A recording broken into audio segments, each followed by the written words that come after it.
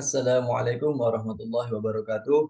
Perkenalkan, saya Ahmad Ulafin bersama dengan Pak Anasid serta Pak Agus hendak mempresentasikan paper kami yang berjudul Prarancangan Unit Distilasi Vakum pada Mini Refinery Plant dengan kapasitas 18.000 barel per stream day di Bojonegoro, Jawa Timur. Paper ini kita peruntukkan untuk Seminar Nasional Teknologi Energi dan Mineral PEM atau Migas tahun 2023. Indonesia merupakan negara dengan total penduduk terbesar keempat di dunia. Seiring bertambahnya waktu, peningkatan penduduk juga terus terjadi. Maka dari itu, konsumsi dari bahan bakar nasional juga terus meningkat. Di tahun 2020, berdasarkan neraca energi nasional, jumlah konsumsi bahan bakar di Indonesia mencapai 71 juta kiloliter. Sedangkan jumlah produksinya tidak mencapai angka tersebut. Maka dari itu Indonesia harus mengimpor bahan bakar dari luar negeri.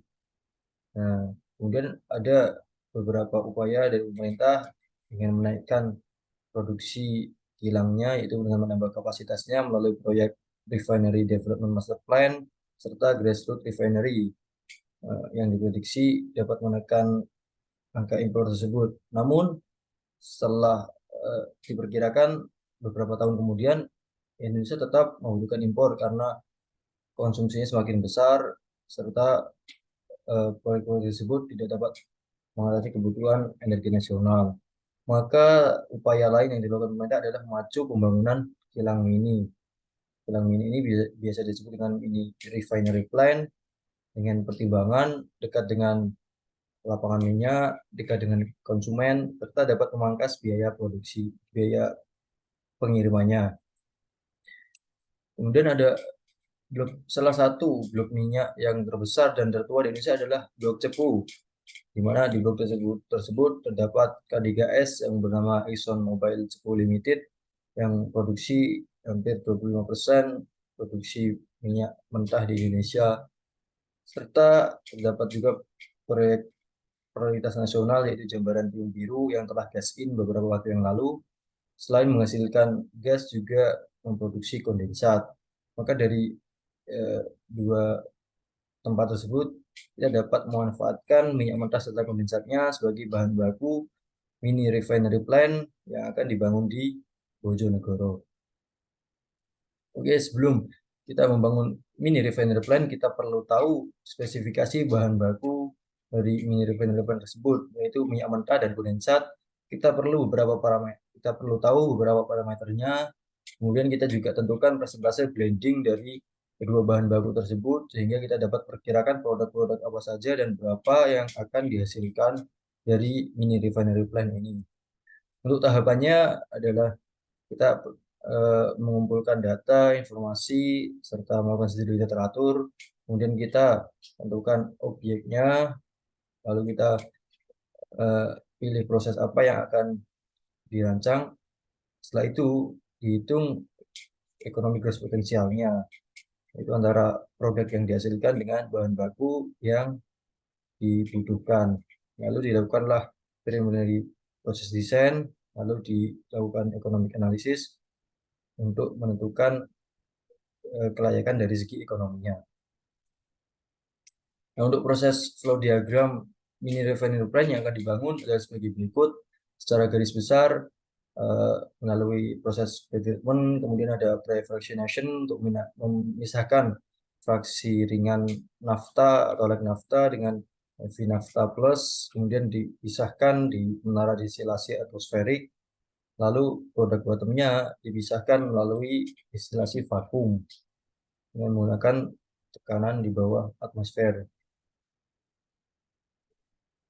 Nah, setelah kita tentukan proses, kita ketahui bahan bakunya, kita dapat produknya, kita lakukan simulasi, kemudian kita dapat produknya sebagai berikut. Terdapat off gas, light nafta, heavy nafta, gas oil, hingga vakum residu.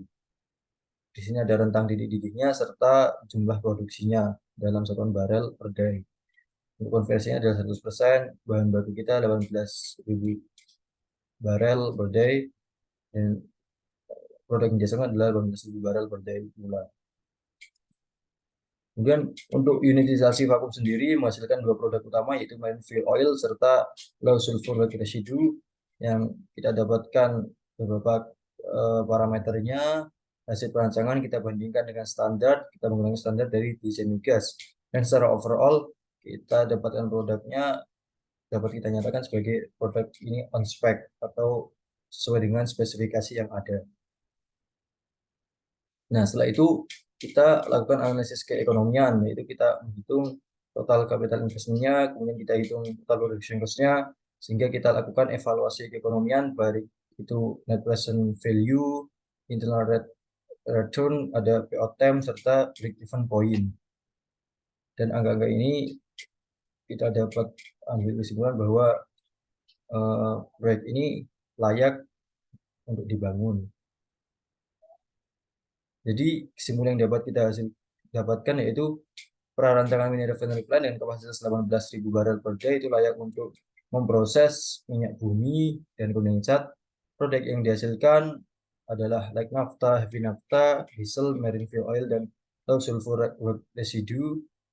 Dan berdasarkan pertimbangan analisis ekonomi dengan beberapa parameter evaluasi, maka dapat kita nyatakan bahwa mini refinery plant ini layak untuk dibangun. Oke, untuk tanya jawab kita dapat lakukan di sesi selanjutnya. Sekian presentasi dari saya. Terima kasih atas perhatiannya. Wassalamualaikum warahmatullahi wabarakatuh.